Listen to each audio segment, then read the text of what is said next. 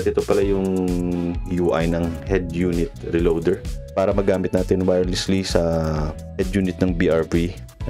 First, set up muna natin sa settings.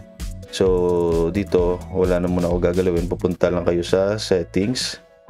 Ito sa settings, then dito muna tayo sa graphics.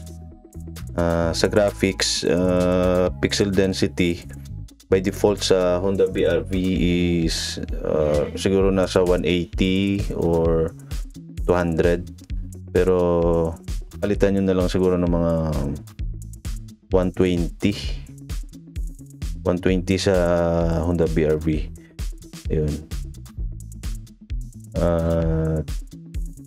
Ngayon, sa connectivity naman, marami nagreklamo na hindi sila makakonect or hindi nag-automatic connect yung mobile phone nila sa head unit kapag naka-on itong head unit reloader.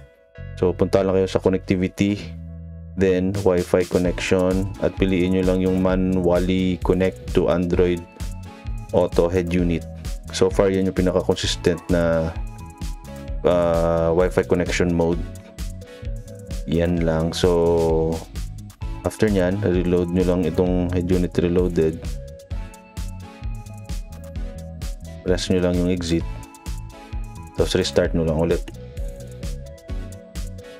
Sa phone mo naman dapat naka-on yung Wi-Fi hotspot mo, at dapat yung head unit mo mag-connect doon sa Wi-Fi hotspot ng mobile phone mo. So pwede ka mag-search sa settings,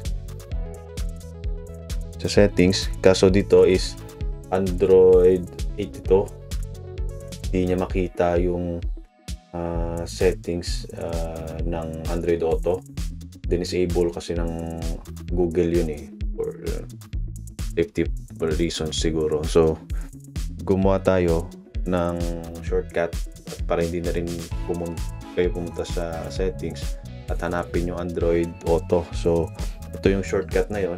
Ito yung shortcut na yon. Pag kinlik mo yan, automatic siya pupunta sa Android Auto na settings. So yung kailangan mong gawin lang dyan is click mo lang ito ng multiple times, itong sa baba yung versions. Actually naka Android developer na pala ako. Yung stop ko lang, quit ko lang muna yung developer mode. So yan, ulitin lang natin. I-click nyo to, yung shortcut na to, or search sa settings yung Android Auto at click nyo lang yun, lalabas ito. So sa ngayon ay pag kinlik nyo yung 3 dots sa taas, wala kayong makitang developer something dyan. So punta kayo sa baba sa version, tap nyo multiple times hanggang sa may lumabas na window na to, lalabas yung window na to. Click nyo yung OK. Click yung OK. Click nyo ulit yung nasa top right ng screen nyo is naka developer settings na kayo. So ang kailangan nyo lang gawin is sa application mode, select nyo lang yung developer. Tapos sa akin gusto ko laging night mode, so back, then start nyo lang yung yung head unit nyo. Again, make sure na naka-connect na yung head unit nyo sa hotspot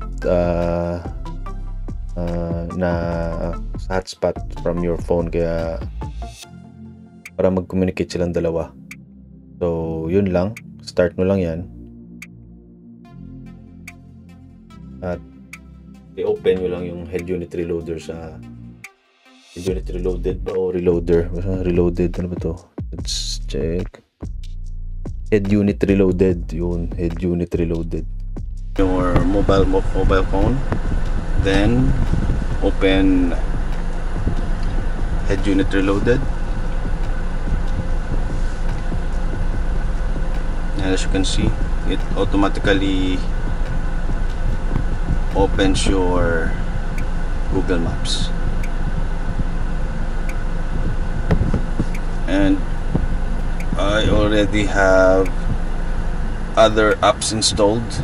Right now I can play YouTube using CarStream and screen mirroring using Screen to Auto.